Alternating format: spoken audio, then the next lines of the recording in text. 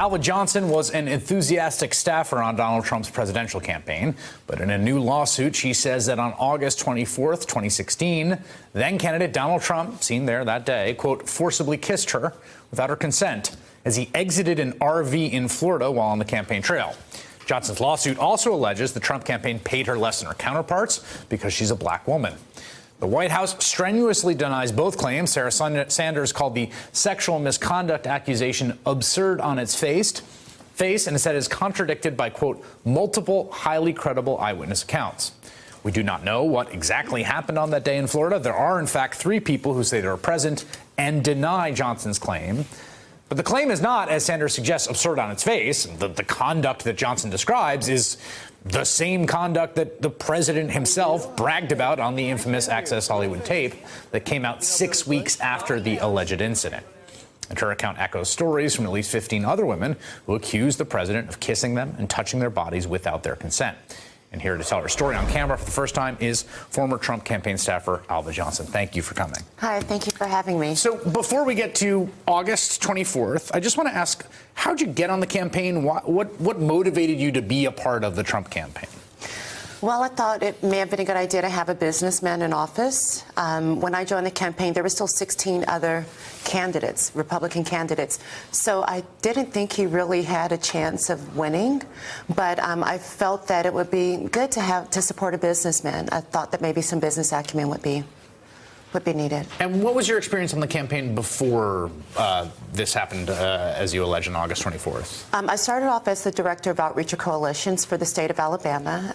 I threw one of the largest rallies during that time. The Sessions one? Where the Sessions one with the 33,000, yes. I sat here at this desk and we covered it live.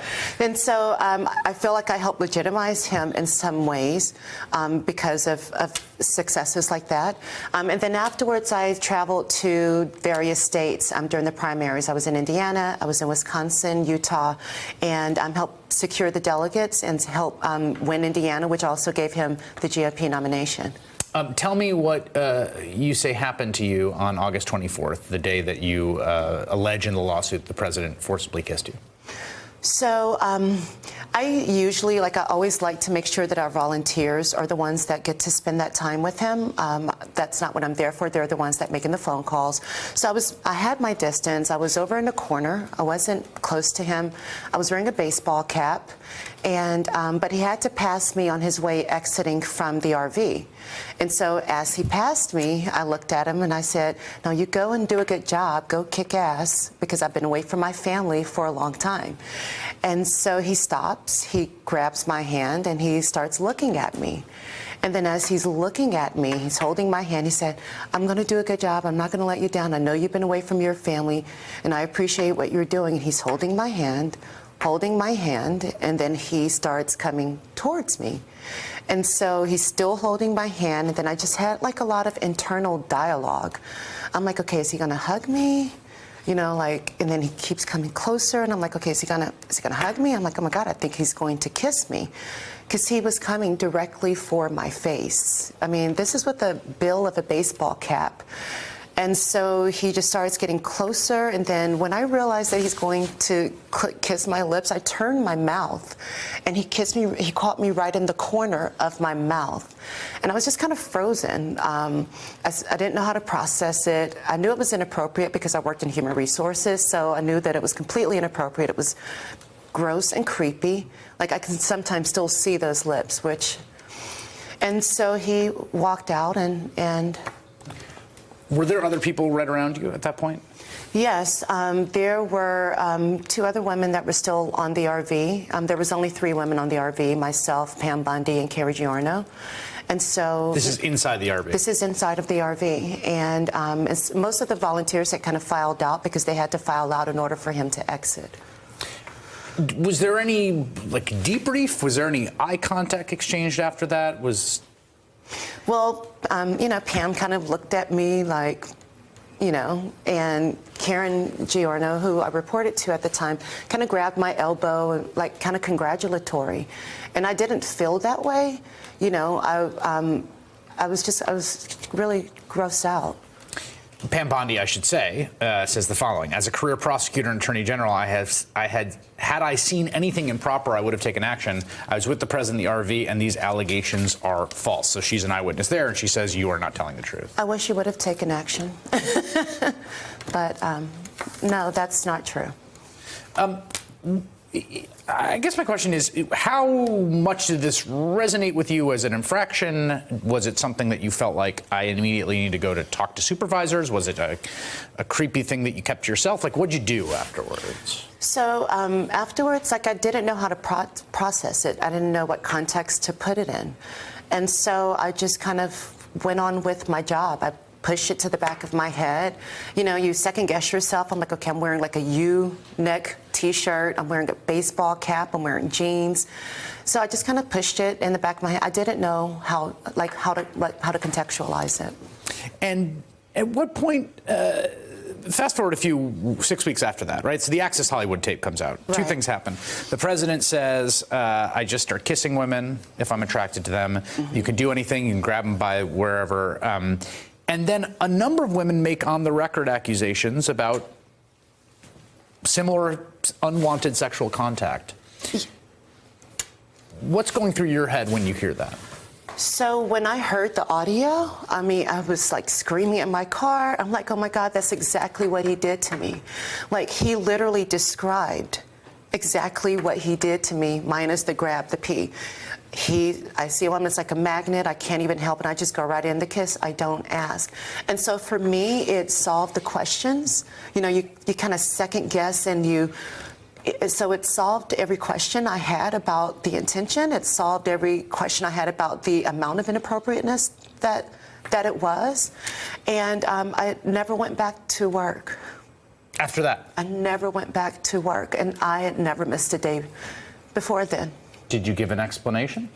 I was afraid, you know. I was afraid, you know, like the election, like the campaign was still going on. And so I just told them I wasn't coming back. And then they sent me a letter terminating me, although I quit. So that was the breaking point. You had gone through this experience. You saw the Access Hollywood tape. Did you think in that moment, because there are women coming forward, did you think about doing that yourselves? I immediately found a lawyer. And a couple of days after Access Hollywood, I spoke to a lawyer who found me to be very credible. They could see how distraught I was. I was down in Florida, a state I didn't live in. I was living in campaign housing that my boyfriend and I went in when my roommate went to work and got all of our things, made sure everything, you know, left the keys on the dining room table, and found alternate housing that we paid for. And so I found an attorney right afterwards, but he, for business reasons, he didn't move forward with my case. And so at that point, you know, James Comey has the breaking news. And so I'm down in Florida crying my eyes out, listening to Solange, you know. And breaking news is they're reopening the Hillary Clinton investigation. So I became terrified because it shifted the momentum. And I'm like, oh my God, he might actually win this. And so I'm thinking, like, what am I going to do? Like, sue the president? You know?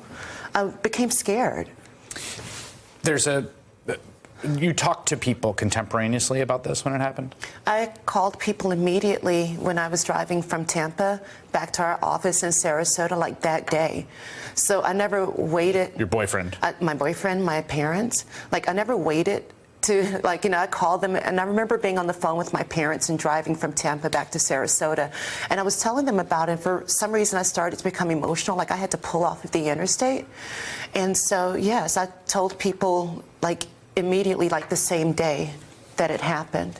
So you talk to this lawyer, he ultimately doesn't go forward with it. We're sitting here in 2019, you have filed a lawsuit. To people that look at that lag between that and now, and you know, you gave an interview in 2017 where you praised the president. I think you applied to work in the White House at one point. Mm-hmm. To people that look at that and say, well, how do you what do you say to them when they look at that and they are confused? So, I mean, I'm under a non-disclosure. I feel like my vocal cords have been clipped for years. You're not supposed to criticize him. You're not supposed to criticize the family. You're not supposed to criticize the campaign. You cannot criticize his business. It's used as a weapon against us. And so, you know, I had no representation. At the point he's become the president, I'm like, well, let me just move on with my life. And it's, I'm a regular person. It's kind of how I feel about things. Like, I live in a very red state. And so it becomes overwhelming and you don't know what to do. But then in the meantime, you know, you see Charlottesville happen. I start to develop a lot of guilt because I feel like I legitimized, you know, him. I worked for the campaign for a very long time. So then you have the babies in cages, you know, and I felt like I never signed up for things like that. Sorry, I never signed up for that. And then you have him mocking women with the Me Too movement, making fun of them. And for me, I'm sitting there and I'm like, that's exactly what you did to me.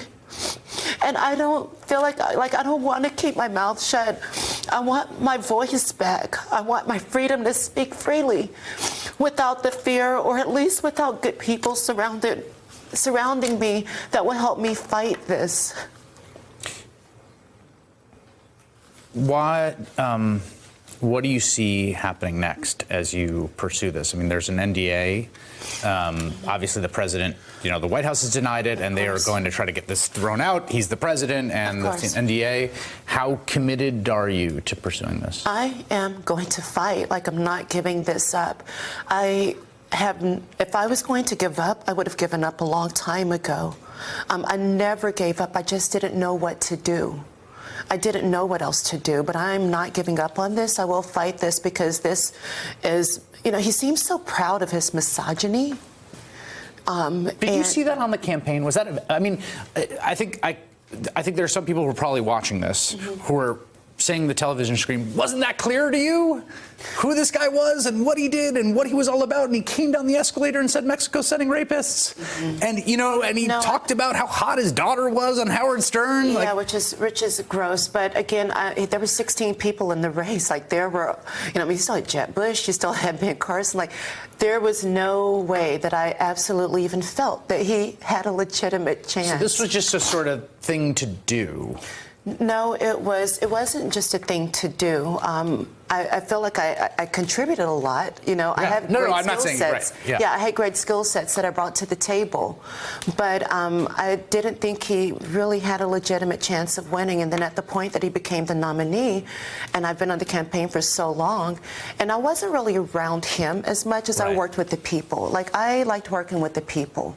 And so I worked with a lot of his supporters. I helped build the offices and things like that. And so, yeah, you know, I didn't think that he was going to win. That was not your first interaction with him, am I correct, on the RV? No. So you had other interactions? I had 2 other interactions. 2 others. And how were those, what were those like?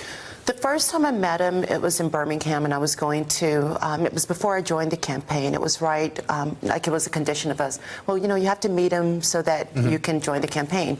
So I remember walking towards him, and he's looking at me. He's like, oh, fantastic, fantastic, beautiful, beautiful.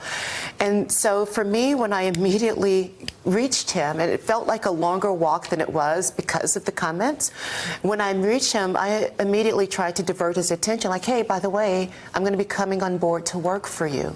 So I didn't feel like I would still have to, you know, endure anything like that now that I'm like an employee, and I was actually an employee of the campaign.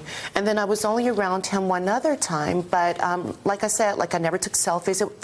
It was legitimately all about the volunteers and the people who were sacrificing their time. So anytime he was around, it was more important for me for them to have that time with him than it was for me myself. Like, I was never that type, like I never, you know, I was never running up behind him. Part of the lawsuit is about differential pay, both because of your gender and your race. Right. How did you know that at the time? How did you learn that? What caused you to sort of pursue that avenue? This is another reason why I will not stop, is because I had absolutely no idea I was being so grossly underpaid compared to other people who either had similar jobs or who had less responsibility. There was a kid who, during his spring break, knocked on doors, and then he took a permanent job during the general election, who was making more than double a month what I was making, who was an 18-year-old white male. And with me coming with 20 years of work experience, from private sector, but I was a rock star on the campaign. Why do you think that was, that race and or gender was at the heart of that? Because thankfully I have great lawyers now who have looked to see what other people were making compared to what I was making, and there really isn't no other excuse. I mean, if my job performance wasn't so great, then they would not have constantly asked me to travel from state to state. I was on the road from March until October, until I left, away from my family. There were other people that were staffers who were not invited to travel. And so they put me in some of their most important primary states that they needed to win. So it definitely was not because of my job performance. I don't know how else to quantify the fact that I was so grossly underpaid. Final question for you. Sure. You're now public. You're here talking to me. You're on camera. Your name is out there. Are you prepared or worried about being a public figure and being someone that he and his supporters will very likely publicly attack? I know that they will, and I just have to be tough. I'm not going to back down from this fight. You're not going to underpay me. You're definitely not going to physically violate me. My opportunity to move forward in court is also the opportunity for the other 20-plus women who have accused him of physically violating their space. I think women deserve to be paid the same that men are being paid. And I was like, I'm not going to look at my family. I have children. I cannot look my children in the eyes knowing that that I've been treated this way and not fight for myself. So I'm in this fight for the long haul. Alva Johnson, former campaign staff for the president, now suing the president of the United States. Thank you so much for making your time tonight. I really appreciate it. Thank you. Hey there, I'm Chris Hayes from MSNBC. Thanks for watching MSNBC on YouTube. If you want to keep up to date with the videos we're putting out, you can click subscribe just below me, or click over on this list to see lots of other great videos.